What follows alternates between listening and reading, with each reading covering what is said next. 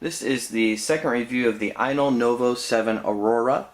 This is going to be kind of a viewer's choice review. I posted online what people would like to see, and I'm going to try to pack as much of that in here as I can. To review, this is a 7-inch 16:9 tablet with an IPS screen, so it's very vivid. 1024 by 600 resolution, 1 gig of DDR3 RAM, and it's running the all-winner A10 processor at 1 gigahertz. It can be overclocked to 1152. And on the device itself, you have a 2 megapixel camera up there, you have a power, volume, and back button, and then you have the standard kind of ports: headphone, external micro SD, microphone, HDMI, mini USB, and power. So I'm going to go ahead and get this device booting. And overall, this is a really great device. I've been very happy with it. It has run pretty much every program I can throw at it. The only problem I've had has been with Skyfire browser, but there are other browsers out there. Dolphin HD works fine. And in this review, we're going to try to go over USB. People have asked about some games and just some further review with the web and also TV out. I'm also going to just do a side-by-side comparison with this one and a Ainol Novo 7 Advanced and a Ramos W6 HD, both 7-inch tablets. I've got some thumb drives also with FAT32 and NTFS that we will give a go. So the device is booting now, and normally I run it with an overclock of 1152 for the maximum, and a minimum of 300 with on demand, so it can cycle accordingly and save power. I've already set it back to the stock settings, but using set CPU here. Give that a moment to load.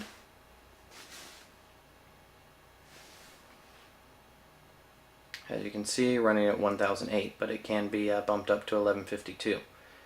And with ice cream sandwich, we can close that out. So let's go ahead and test the USB.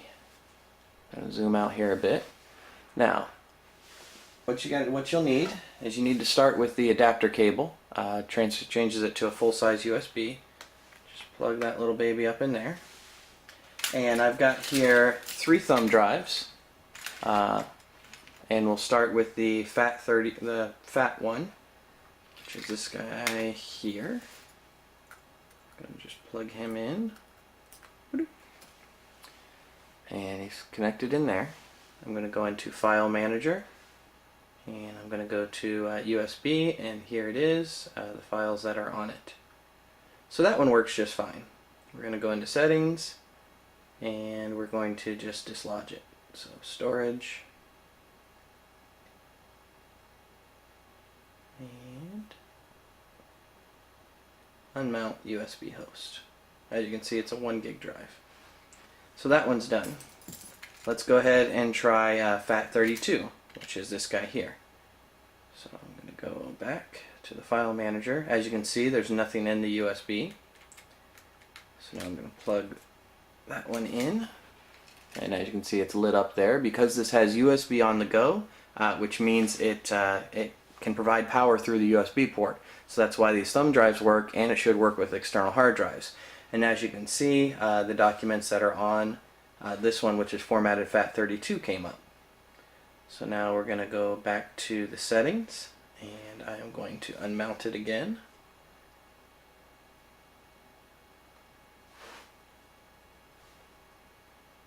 Okay. And go back to the File Manager here. And as you can see, there's nothing there again. And this one is formatted as NTFS, and plugged in. You can see the light, and as you can see, that one is running as well. So all is well and good with the thumb drive. So you should have no trouble with external drives and getting them to run with this. Now I want to show you one other cool thing. I've been asked to check with mouse and keyboard. So what I've got here, I've got a full-size keyboard.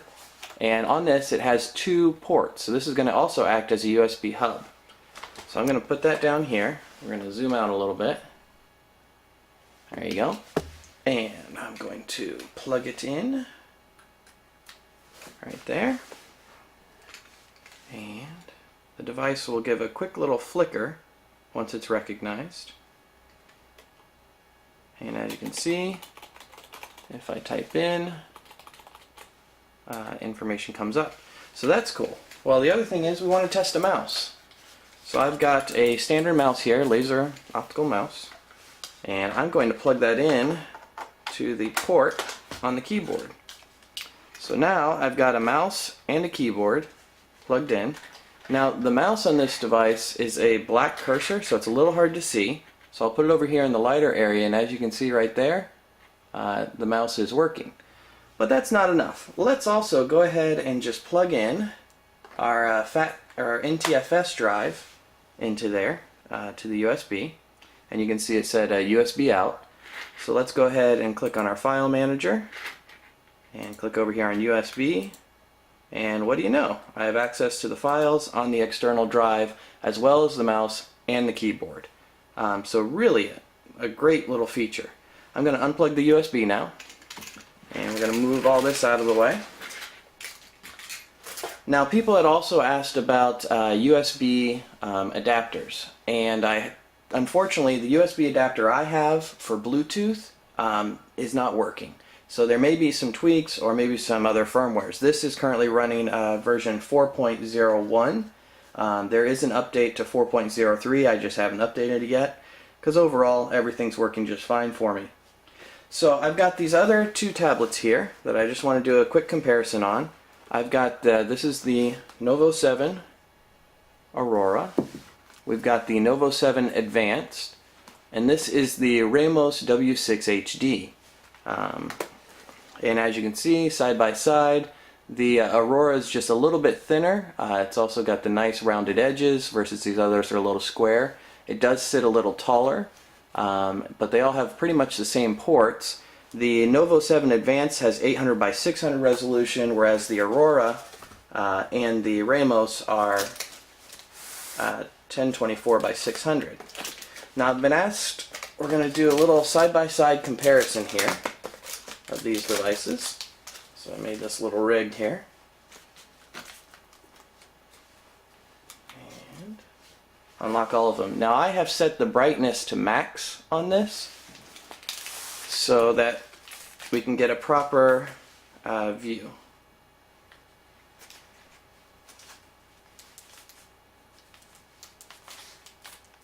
Too many buttons.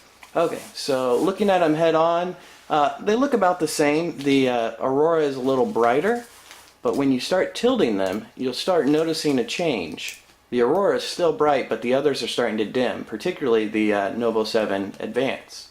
And as I get it to here, you can still see the Aurora. And if I tilt it towards the light, and then you can start really seeing the difference. You can still see the Aurora there. Let me zoom this in a little bit so it gets a little clearer, and I'll drag them along.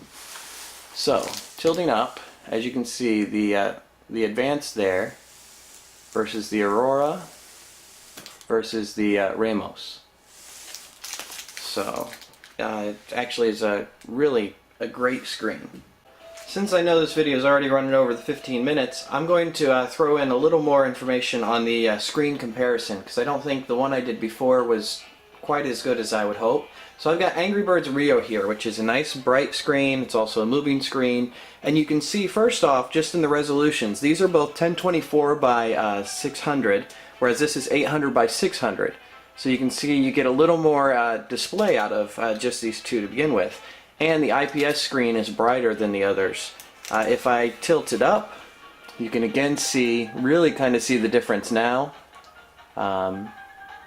You can still see the IPS screen, but you can't see the other two quite as well, particularly the Advanced. And if we tilt it towards the sun, you know, all but disappeared. So I'm going to also zoom in just like I did before, just so you can kind of really see the difference here. The Aurora screen is really nice and crisp. Even compared to the Ramos, which is the same resolution, it just seems to have a little more clarity to it. And just cleaner, you know, clearer. And then there's the Advanced, so you can see the difference. I'm also going to arrange these in a different way. Let's go this way first. as you can see. And we'll just push that one back a little bit, give it a better fair. Okay, and let's arrange these also in a tall formation.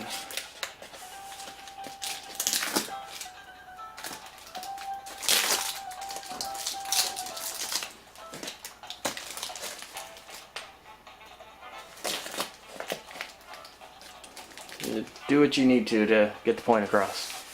Okay, so now I've got the 3 tablets all in the same orientation this way.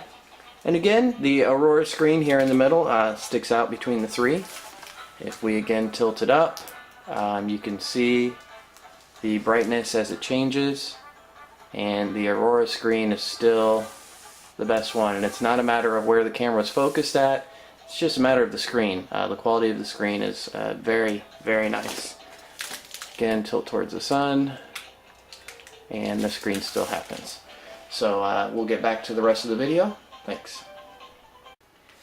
And we're gonna pop this guy back out, move these off to the side, and we're just gonna do some quick tests of a game or two, and then I'll go to connecting it up to the TV, so there'll be a break in the video.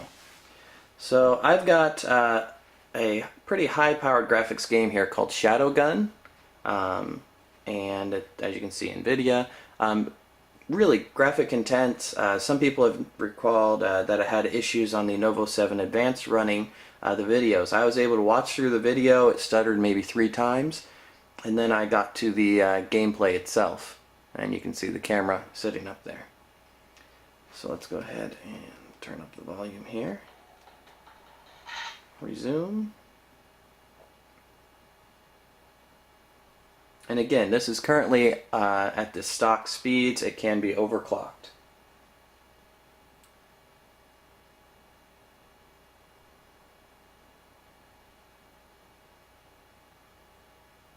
Takes a minute to load.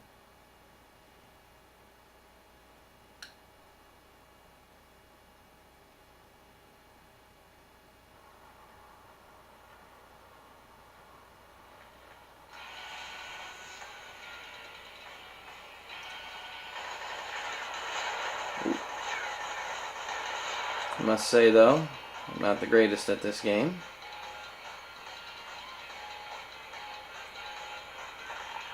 Oh.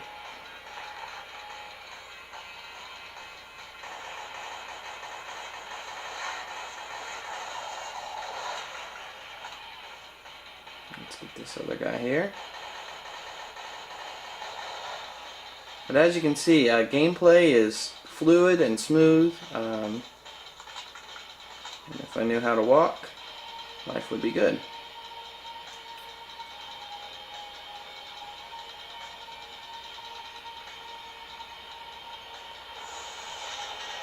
Some baddies here.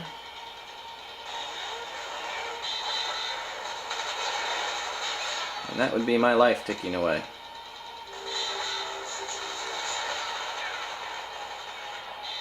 So, gameplay's good. As you can see, I was just killed. Isn't life a bit?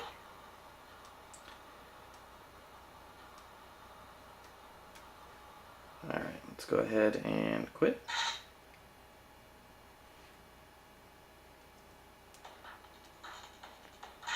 Exit out of there. So that's Shadow Gun.